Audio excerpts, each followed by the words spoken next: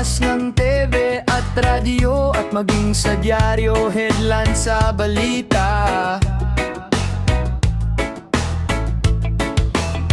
Mga menor de edad sangkot sa kriminalidad. Mga batang akala mo'y tahimik, ngunit may dala palang panganib. Ang naging biktima ay kapwa kabataan din tulad nila. Naisip mo ba minsan ano ang ugat sa ginagawa nila? May Marquez na 14 anyos pa lamang. Sino nga ba ang tunay na may sala-sala? Magulang ba o komunidad?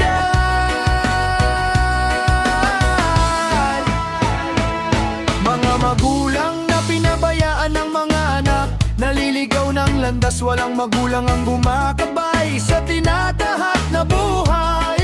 Ngunit sino ang sisihin kapag ang bata'y di maunawaan ang tama't mali? Sino ang may kasalanan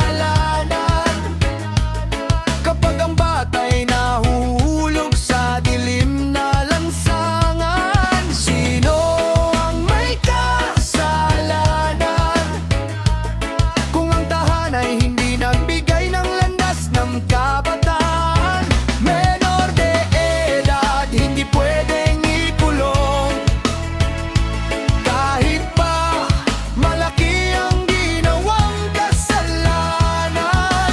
Ano bang pleseng batas iyan na parang hindi nagbibigay hustisya sa mga biktimang walang kasalanan? Mga kaparalan na buong akala mo'y ligtas sa mga mag-aaral, ngunit may nag-aabang palang karahasan. Mundo na puno ng ingay at gulo, kailan kaya maghihilom ang mga sugat nito?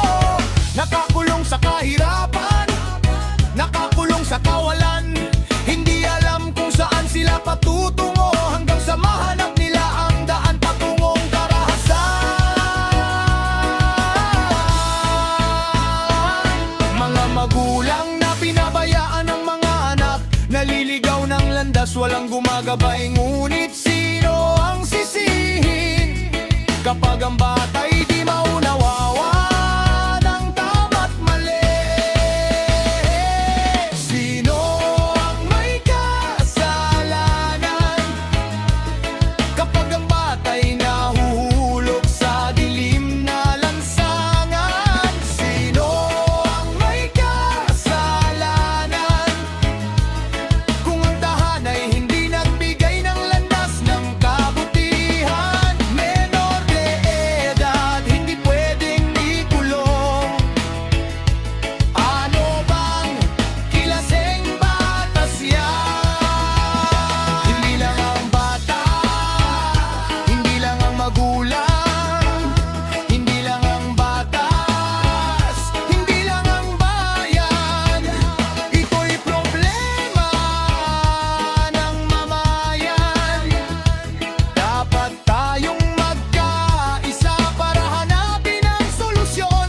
Binyan pag-asa, bigyan ng pagkakataon, turuan ng tama, turuan ng pagmamahal sa kapwa.